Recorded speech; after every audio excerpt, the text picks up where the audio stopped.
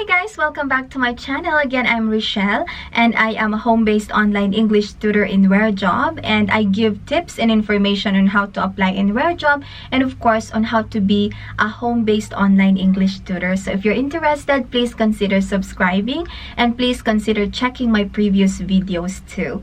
Thank you very much guys. And anyway, in this video, I decided to share my challenges as a home-based online English tutor and how I deal with those challenges. Okay, so I hope it helps. This is realistic. This is based on my experience.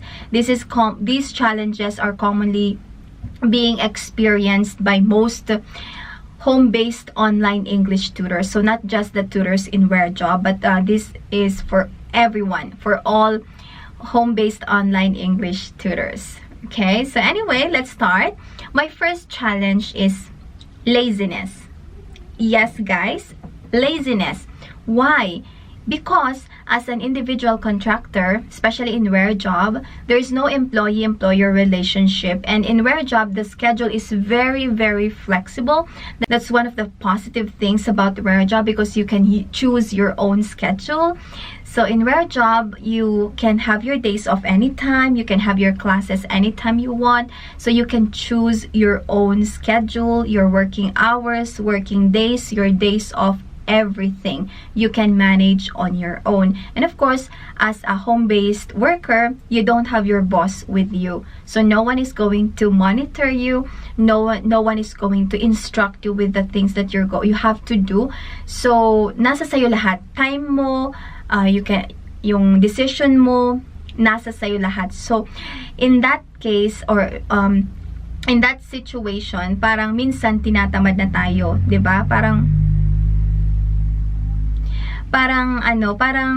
isipin mo na minsan, especially of course if you're working from home, you have your family members outside, they're watching movies or they're watching TV, they're watching Korean dramas like that, and you want to join them, or your bed is just beside you. So it's very, very tempting.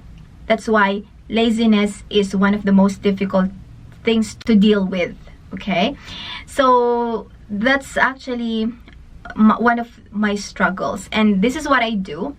First is I open my classes in advance. So every week, once I check the Facebook account of our electric service provider, if there are no scheduled interruptions for that week or for the following week, then I open my schedule for that whole week na. So 1 week ko na siyang i-open para mas higher din yung chances mo na mabook lahat yung classes mo. And of course, masiset mo na yung mood mo, yung sarili mo na you will be working for that whole week. You will be working for that specific schedule, like that. So isiset mo na siya na ganun yung working schedule mo. And if you can create a fixed schedule, then that's very well. That's better too, kasi it helps. Kasi nga na yung sarili mo, yung mood mo, masiset mo na siya. So meaning you will be working for this hours, for this schedule, for these days.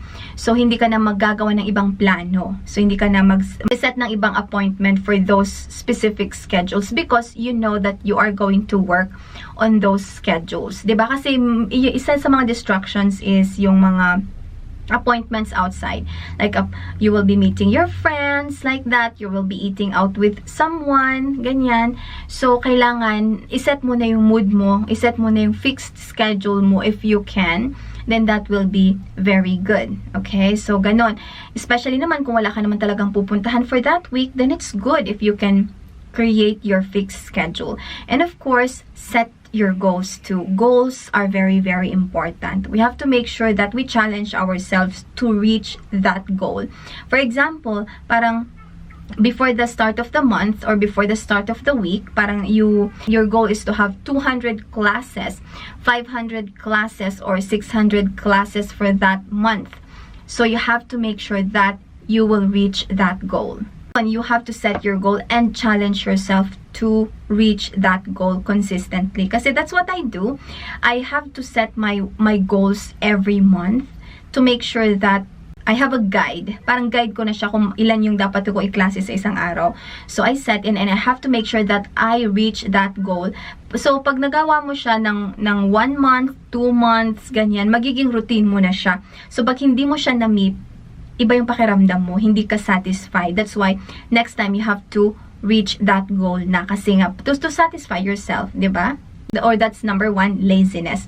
Number 2, blackouts. This is very common, especially in the Philippines.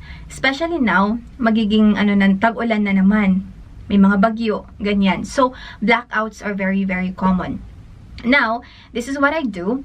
First is I check the website of our electric service provider. They actually update their website for the schedule, or they post the scheduled interruptions for the following week ng Friday this week. So, at least it's around 2 days or 3 days in advance. So, you can check it. And then, pag nakita mo naman na wala, then of course, you can open your classes. Pero pag meron, at least alam mo na meron na siyang scheduled interruption for that specific date. Now, what if there's no scheduled interruption and then there was a blackout? Well, as we all know, in Rare Job, the policy is very, very good. Okay? The management is very considerate. So, if there is a blackout, we can actually request. So, for example, nag-absent tayo, diba? Umabsent tayo sa klase natin na yun. So, meron tayong 204. So, 204 is the code for absent in Rare Job. So, if that happens, there's no scheduled in power interruption, then please check the website of your electric service provider. So, in Baguio City, it's very, very nice that they really update real time. So, ipopost nila yon. Sasabihin nila doon na naman nagkaroon ng unscheduled power interruption for this specific date and then specific time. Ilalagay din nila yun yung mga affected areas. Okay. So, you can actually send that to Rare Job. You can actually send or chat the chat support, the tutor support for more instructions kasi merong considerations. Okay?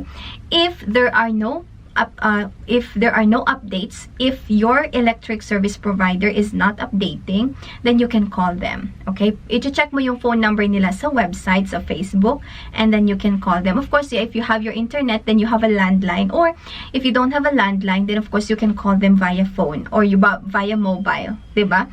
Pwede mo silang tawagan and explain to them that this is for your job. So, you need a proof that that specific blackout was unscheduled. It was an emergency interruption. Okay? So, that's actually one of the best things in Rare Job. Okay, so that's my number 2. Number 3, internet connection problems. Okay. Yes, of course, this is very, very common. And what I'm using right now is PLDT. Before, I've been using Globe, but we moved. Nag-move kami ng apartment. That's why I switched to PLDT. And so far, I don't actually experience internet problems so often. Pero there are still cases na bumabagal siya, diba? O di kaya medyo minsan wala talaga. If that happens, of course, before we conduct our lessons, we have to conduct a speed test. Make sure that everything is okay with our internet connection. If there is a problem, diba, we can actually report. If it takes naman just for how many minutes, still, continue your classes. You have to continuously calling your student, or you have to continue your classes para at least makonduct mo pa rin yung lesson. And you can also report. You can call the internet service provider and make a report, especially if it happens often. Then, you have to report it na as soon as you can. So, let's try to spend time. Kasi minsan, di ba, matagal. Yun yung mga problema natin. We are not patient enough to stay on the phone or to wait for the representative to answer the call. Okay, so we have to spend time. Why? Because this is our job. We're working from home. So once you decided to work from home, it means that you are going to take care of yourselves. Your equipment, sali na doon yung internet connection mo. So we have to spend time to call them. Let's be patient. Let's wait for the representative to answer, and then let's explain what's the problem and request for a technician if a technician is needed para i-check yung internet line, yung internet connection mo sa bahay. Pero yes, if something happens na nagluloko-loko yung internet connection mo during the lesson, then you can turn off, or you can restart your modem, turn it off, and then turn it back on. One of the most effective ways that I got was to turn it off and then wait for 5 seconds to 15 seconds before you turn it on. Okay, so don't on and off lang siya, hindi siya turn off and then on agad. You have to wait for 5 to 15 seconds and then try to turn it on. And then clear cache and cookies. Minsan, 'di ba, madami tayong tabs na ginagamit o madami tayong websites na vini-visit. If you have not cleared your cache and cookies for how many weeks na, then it's good if you do that. Clear your browsing history, clear cache and cookies. Next challenge is, of course, sickness. Okay, minsan we're not feeling well. So this is what I actually suggest, especially if you have headaches. That's very common for us English tutors because we are working in front of our computers. We are staying there for a very long time, and then of course we are very prone to headaches, and minsan sumasakit yung mata natin. Pero lagi ako nagkakaroon ng headache. It's because I work long. Okay? So what I do is I put this and then I massage my head, or I drink a cup of coffee. Okay? So that's very, very helpful. And take a nap, take a rest. Don't stress yourself too much. And then if it's your day off, let's sleep longer. Okay, let's not spend our time on Facebook, on Instagram, Twitter, or watching YouTube videos, Korean dramas. Minsan, yung mga dahilan ng headaches natin, it's because of our daily habits. Okay? And if for example, if yung sakit mo naman is medyo kailangan talagang magpa-doktor, 'di ba? Kailangan mong umabsent sa work, then you have to get a medical certificate. That's also very, very helpful, and Rare Job understands. Okay, so you can do that, and please chat the tutor support for their instructions because they will give you the details. It's not allowed here. That's already confidential. So that's actually one of the challenges that I experienced. And I heard a lot of tutors are having low bookings. I heard that many tutors are having less students na. Mas konti na yung students nila now. Yes, maybe it's because there are a lot of tutors already, or maybe because most of our students are already back to their jobs or back to work, so they're working already, or the students, the young people are already going back to school. Yes, in Japan, everything is normal na. They just have this social distancing, and of course, they still follow the guidelines given by the government and the health workers.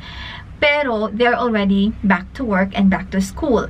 So siguro isa yun sa mga dahilan. But let's not focus too much on the reasons why.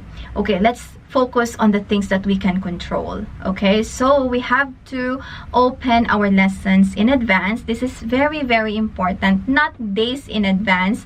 If you can open a week in advance, that's better. 2 weeks in advance, that's better too. Okay. Pero of course, 'di ba? Nag-aalala tayo na baka magkaroon ng problems like power interruption. So, if your or if your electric service provider is giving updates every week, then it's good if you can open your lessons 1 week in advance. Okay? And sabi ko nga, if there are unscheduled power interruptions, there is a solution to that, as I've mentioned kanina. Open your lessons in advance. Be friendly to your students. Let's do our best sa mga lessons natin. Make sure that your profile picture looks professional. That's very, very important. One of the most important things, because that's what they see first. Before they book your lesson, they're going to check your face. They're going to check your picture. They're going to check your self-introduction, your audio introduction. So, let's spend time and effort sa mga yon, because that's actually one of the first things that they check. Huwag tayong tamarin na gawin yung mga bagay-bagay na yon. Okay? Because those things will help us. And of course, one of the things that I experience is actually sometimes I have difficult students. Not rude students, okay? But difficult students. Yung minsan, hindi sila nakikinig, hindi sila naniniwala na ganun dapat, di ba? Mas paniniwalaan nila yung sarili nila. But we have to be very patient. So what I do, I just think that this is just for 25 minutes. This is just a 25 minute of my day. This is not my whole day. This is not the only student that I'm going to have for the whole day. I will still have better students, more kind students. I will still have more patient students and more friendly students. So let's not let that one difficult student to affect our whole day. Okay? I just have to be very patient because that's our job. Let's just smile if we need to. Let's do our best. Let's do our job. Like, we still have to correct them if there are corrections. At least we did our part, diba? Let's not be rude too. Of course, that's not allowed. But I'm going to share more tips on how to deal with difficult students. Actually, I already shared one. I'm not sure if you already saw it, but I'll try to share an updated version of that. Okay, so I'm going to share more information about how to deal with difficult students. Well, anyway, that's it for today, guys. Thank you very much for watching this long video again, but I hope it helps, and thank you very much for sending me messages. Thank you for writing your comments on my videos. I hope you have a nice day, guys, and you take care, everybody. Stay safe. Bye.